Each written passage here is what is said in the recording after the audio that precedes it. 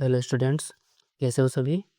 आज का ये वीडियो राजस्थान 4th ग्रेड में इंग्लिश सब्जेक्ट से जो क्वेश्चन आए हैं उनका पार्ट 2 होने वाला है। इससे पहले एक वीडियो मैंने पार्ट 1 बनाया है, इसमें 1 से 40 तक क्वेश्चन कर चुके हैं।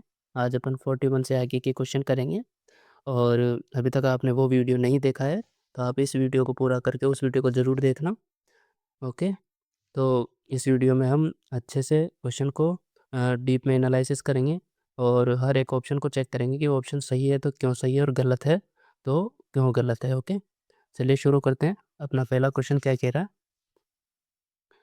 फर्स्ट क्वेश्चन कह रहा है choose the option with the correct use of punctuation. ठीक है, पंक्चुएशन का यूज़ अपन को देखना है यहाँ पे।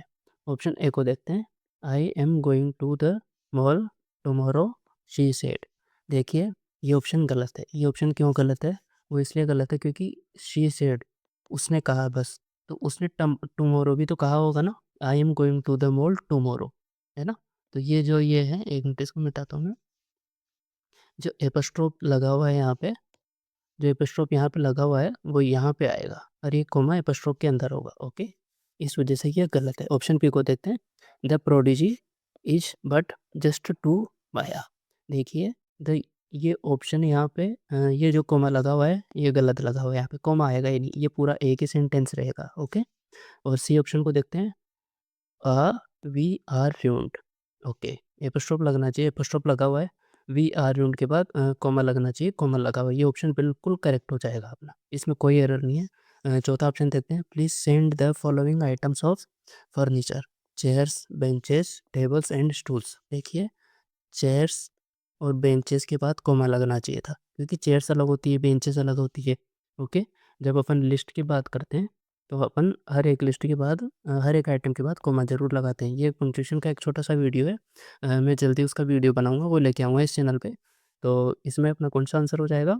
सी अपना आंसर करेक्ट हो जाएगा यहाँ पे। ओके, चलिए नेक्स्ट क्वेश्चन। नेक्स्ट क्वेश्चन कह रहा है choose the most appropriate option to translate the following sentence from Hindi to English. Translate करना है अपन को, ठीक है। मैं तुम्हें कोई स्पष्टीकरण नहीं देने वाला हूँ। Option A, I am not going to give you a warning, I am not going to give you any advice, I am not willing to give you the permission, I am not going to give you any explanation. यहाँ पे देखिए, हर शब्द अलग अलग है।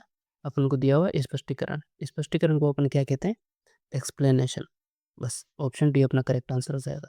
Permission को क्या कहते हैं? परमिशन को अनुमति कहते हैं। एडवाइस को सलाह बोलते हैं। वार्निंग को चेतावनी। ठीक है, एक्सप्लेनेशन को स्पष्टीकरण। तो अपना ऑप्शन डी करेक्ट आंसर हो जाएगा। 45 43 question. Choose the suitable word to fill in the blank in the following sentence. Okay, I wish to dash my ties with that organization. Okay, पहले अपन इनका मीनिंग समझ लेते हैं। देखिए, ये है severe, SEVERE, SEVER, sever. Sever यानी होता है तोड़ना और या काट देना। ठीक है, सेवरत, सेवर यानी अनेक, कई। सररियल, सररियल यानी जो रियल नहीं है। ओके, जो रियल नहीं है, जो सपने जैसा है, अवास्तविक है, अवास्तविक। और सेवेरे, सेवेरे यानी क्या होता है? सेवेरे, SEVERE, सेवेरे यानी कठोर, जो कठोर है, जो सख्त है। और ऐसे ही 2-3 वर्ड और होते हैं। जैसे एक होता है SEWER, सीवर। सीवर यानी जिसको हम बोलते हैं नाला, गंदा नाला, SEWER। सीवर लाइन बोलते हैं, SEWER, सीवर। वो ये होता है सीवर। और ऐसे एक वर्ड होता है SHIVER, शिवर, SHIVER, शिवर। शिवर यानी कांपना, सर्दी से कांपना, ठंड से कांपना, ठिठुरना। ये होता है वाइब्रेट करना, शिवर, SHIVER, शिवर। ओके, तो क्वेश्चन को देखते हैं। I wish to dash my ties with that organization. क्या करना चाह रहा होगा उस ऑर्गेनाइजेशन के साथ? टाइज, टाइज का वो होता है यहाँ पे जैसे मेरे संबंध कह सकता हूँ मैं यहाँ पे, नाता कह सकता हूँ, जुड़ाव कह सकता हूँ। ओके, तो क्या हो जाएगा, आई विश टू, तोड़ना चाहता है, वो काटना चाहता है। अनेक, कई, सपने जैसा कोई भी ऑप्शन फिट नहीं बैठ रहा है यहाँ पे। ऑप्शन ए करेक्ट आंसर हो जाएगा 43 का। वो चाहता है कि वो उस ऑर्गेनाइजेशन से अपने सारे संबंध तोड़ दे, काट दे, हटा दे। Okay, next question 44 question. Fill in the blank in the following sentence with the correct tense. Tense का यूज़ करना है अपन को। देखिए सबसे सिंपल होता है टेंस का। Okay, I dash for jobs on job Hunt dot com these days आया हुआ है, इसको ध्यान रखना। With the hope that I might get called for interviews. Okay, यहाँ पे आया हुआ है अपने पास दीज डेज।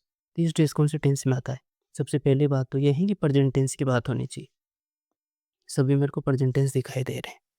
फिर अपने यहाँ पे है आई, आई के साथ प्लूरल वर्ब आती है, तो ऑप्शन बी इनकरेक्ट हो जाएगा। और आई के साथ आता तो एम अप्लाइंग आता, डायरेक्ट अप्लाइंग नहीं आएगा, तो अपना ऑप्शन डी भी इनकरेक्ट हो जाएगा। अब या तो हैव बीन प्लेइंग आएगा या हैव अप्लाइड आएगा। हैव अप्लाइड इस वजह से गलत हो जाएगा क्योंकि वो अभी भी these days with the hope that, वो इस आशा के साथ अभी भी जॉब हंट डॉट कॉम पे जॉब के इंटरव्यू दे रहा है। मतलब जॉब की तलाशी कर रहा है, किस लिए? क्योंकि ताकि उसके पास अभी भी इंटरव्यू के लिए कॉल आ जाए, मतलब वो कार्य अभी तक भी जारी है, वो कार्य कंप्लीट नहीं हुआ है। परफेक्ट में कंप्लीट का सेंस आता है और कंटिन्यूस में अभी भी जारी है, तो perfect perfect continuous option A इसका करेक्ट आंसर हो जाएगा। 45 क्वेश्चन पे बढ़ते हैं। क्वेश्चन क्या कह रहा है? Choose the most appropriate option to replace the underline part of the following sentence in order to make it grammatically correct. Underline वाला पार्ट होगा नहीं है, अंडरलाइन वाला पार्ट इसको कर लीजिएगा, ठीक है। Amrita Amrita didn't knew my address. देखिए डू, डू एक वर्ब होती है, इसके साथ हमेशा हमेशा हमेशा फर्स्ट फॉर्म आती है। बहुत ज़्यादा इंपॉर्टेंट है, बहुत ज़्यादा एरर आते हैं। डू कर लो, डिड कर लो, डिड नोट कर लो, डोंट कर लो, डू नोट कर लो। मतलब जब कभी भी डू आ जाए तो हमेशा फर्स्ट फॉर्म आनी चाहिए, हमेशा फर्स्ट फॉर्म आनी चाहिए। न्यू, देखिए नो, न्यू, नॉन, ये सेकंड फॉर्म हो गई, थर्ड फॉर्म आ गई, हमेशा नो आएगी, है ना। डू के साथ हमेशा फर्स्ट फॉर्म आती है, नो आना चाहिए। ऑप्शन बी करेक्ट आंसर हो जाएगा। इसके साथ हेड, हेड तो सेकंड फॉर्म आ गई, थर्ड फॉर्म हो गई, जबकि इसके साथ हैव आना चाहिए था। ओके, और इसी तरह नॉन, तो यहाँ पे नो आना चाहिए था, तो ऑप्शन बी अपना करेक्ट आंसर हो जाएगा। 46 question. Fill in the blank in the following sentence with the most suitable article. Article का लगाना है। देखिए मेरे को पूरा क्वेश्चन पढ़ने की जरूरत ही नहीं है, मैं देखता हूँ कैसे। न्यूज़, न्यूज़ अनकाउंटेबल नाउन होता है, जिसको अपन गिन ही नहीं सकते, उसके साथ ए या एन क्यों लगाएंगे?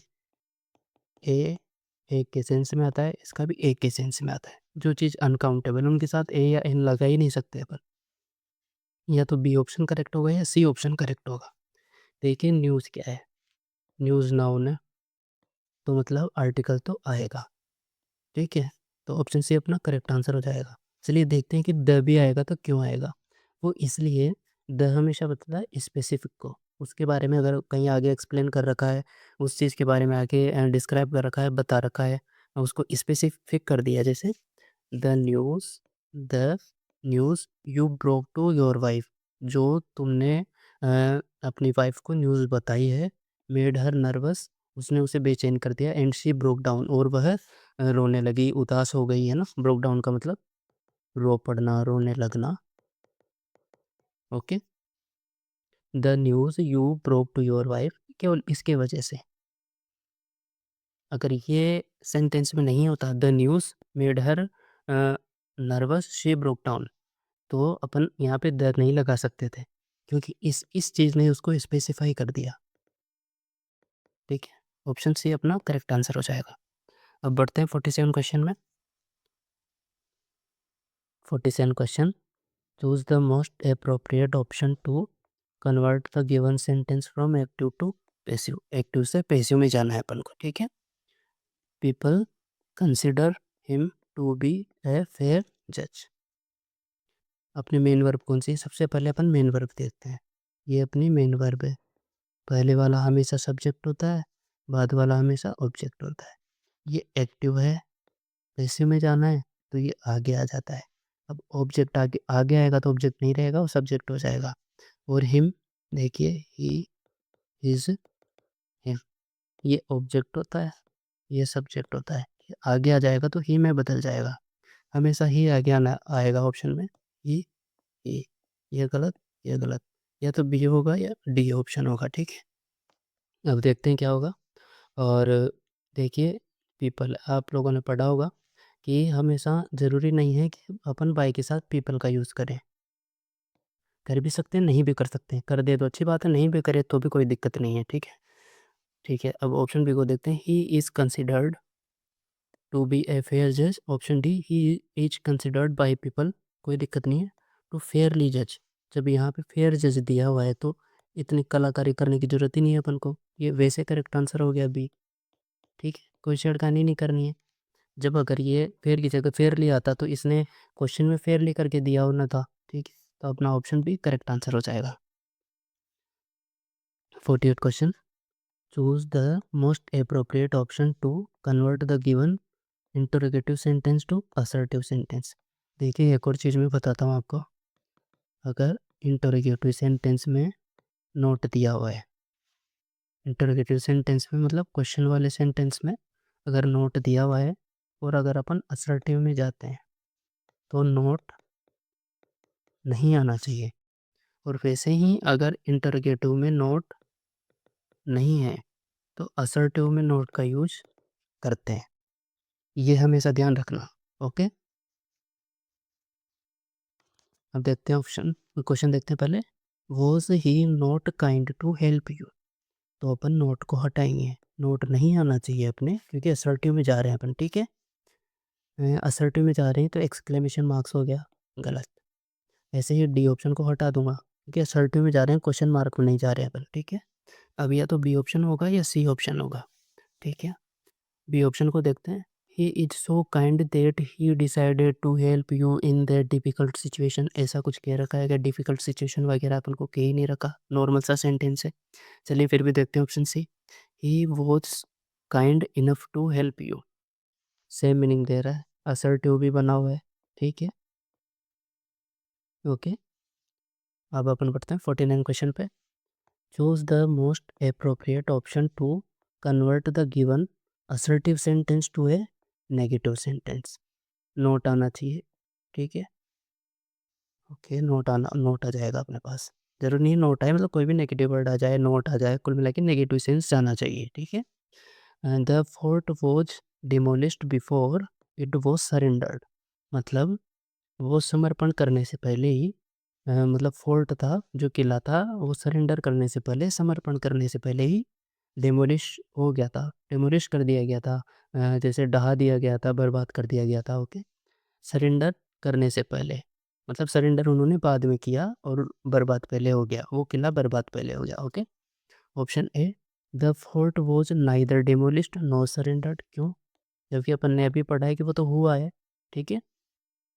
The fort was surrendered before it was demolished, लेकिन नेगेटिव तो सेंस है ही नहीं, अपन को नेगेटिव सेंस में जाना है।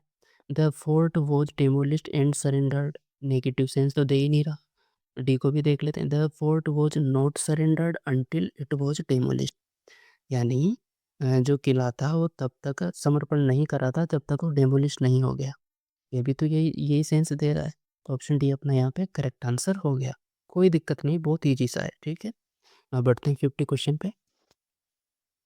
Choose the most appropriate option to convert the given sentence from indirect to direct, indirect to direct. देखिए एक और चीज़ मैं बता दूं, जैसे ही आप, जैसे मैं नेक्स्ट क्वेश्चन पे जाता हूँ तो आप सबसे पहले आप क्वेश्चन को पोज करिए, फिर उस क्वेश्चन को अपने अनुसार ट्राई करने का प्रयास कीजिए। जैसे जैसे मैं करता जाऊँगा हो सकता है कि आपको ईज़ी लगे, हो सकता है आपको आता हो तो अच्छी बात है।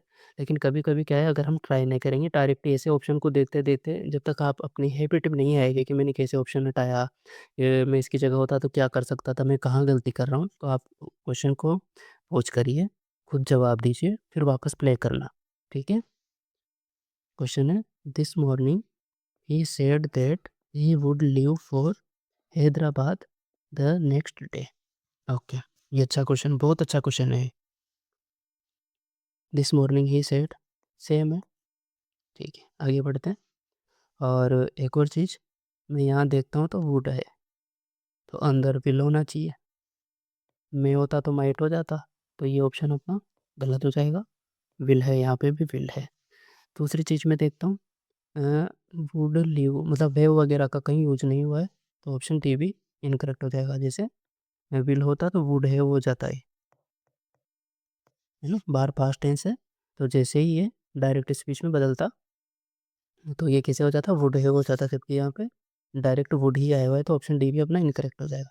अब ए और बी में से देखते हैं, देखिए SON 1 2 3 सब्जेक्ट मैं बात कर रहा हूँ, ये रिपोर्टिंग स्पीच होती है बाहर वाली, अंदर वाली होती है रिपोर्टेड स्पीच। मैं बात कर रहा हूँ रिपोर्टेड स्पीच।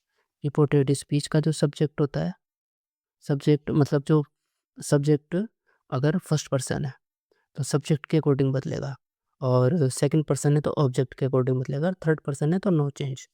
तो आई आई कौन सा सब्जेक्ट है, आई कौन सा पर्सन है, आई पर्सन है फर्स्ट पर्सन, और ही कौन सा है सेकंड पर्सन, ठीक है।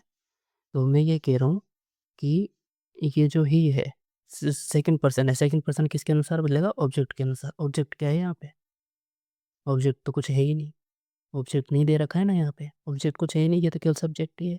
और जैसे मैं ऑप्शन ए को देखता हूँ, ऑप्शन ए में ये है फर्स्ट पर्सन, फर्स्ट पर्सन किसके अकॉर्डिंग बोलेगा, सब्जेक्ट के अकॉर्डिंग। सब्जेक्ट क्या है अपने पास, ही, तो ही का सब्जेक्ट क्या हो जाएगा, ही यहाँ पे दे रखा है ही, तो अपना ऑप्शन ए करेक्ट आंसर हो जाएगा।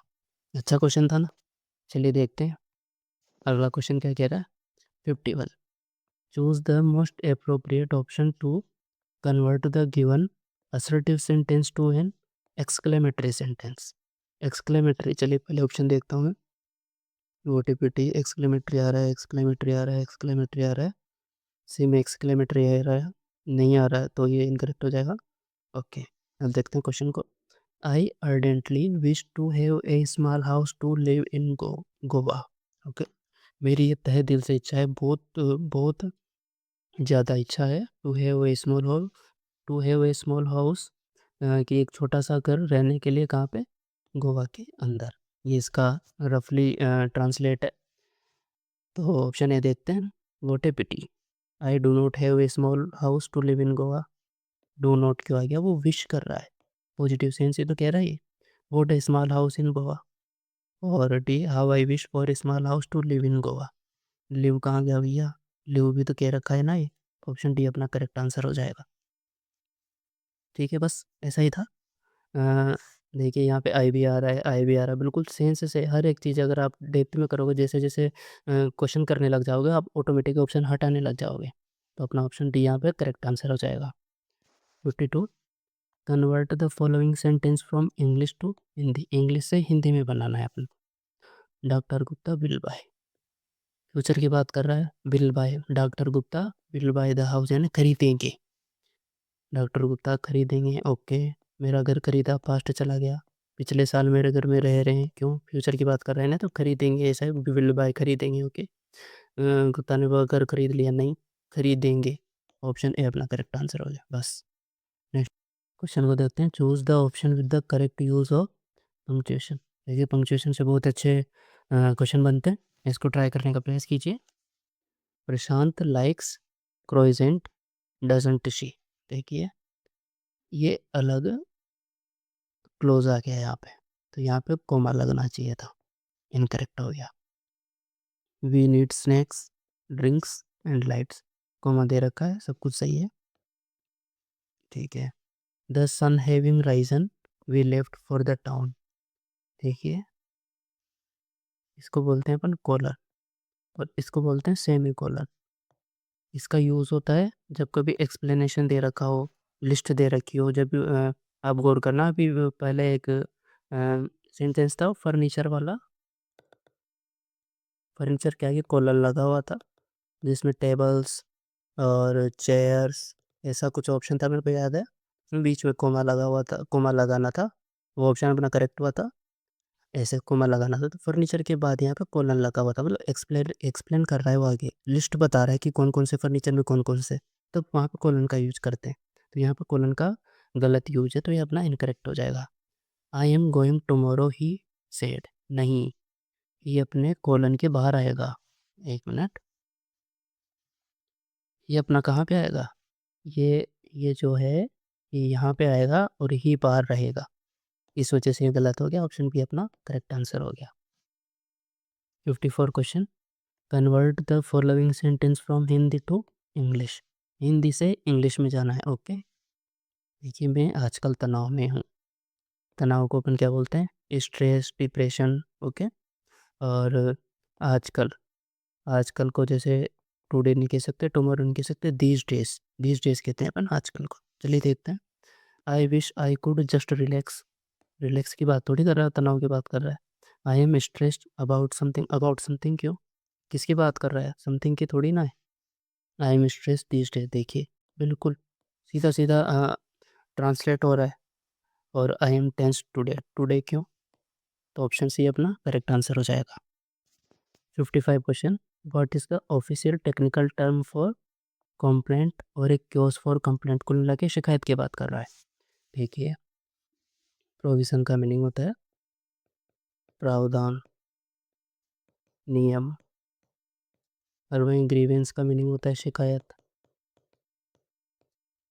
और पब्लिकेशन, जैसे बुक्स का पब्लिकेशन होता है ना, प्रकाशन कह सकता हूँ इनको, प्रकाशन।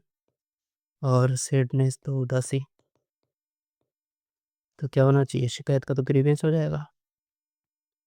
56 question, fill in the blank with an appropriate determiner, okay. Dash milk is left in the bottle, देखिए मिल्क क्या है? कौन सा नाउन है? काउंटेबल है, अनकाउंटेबल है? ये है अनकाउंटेबल नाउन। मिल्क को अपन गिन नहीं सकते, मिल्क को अपन उसकी मात्रा बता सकते हैं, जैसे 1 लीटर, 2 लीटर, मिल्क को नहीं गिन सकते, ठीक है? तो मेनी का यूज़ काउंटेबल के साथ करते हैं, ना कि अनकाउंटेबल के साथ। तो ऑप्शन ए इनकरेक्ट। मच का यूज़ कर सकते हैं, एनी और सम। देखिए यहाँ पे क्वेश्चन मार्क है आगे, क्वेश्चन मार्क है ना, क्वेश्चन मार्क है तो अपना ऑप्शन बी वैसे करेक्ट आंसर हो जाएगा।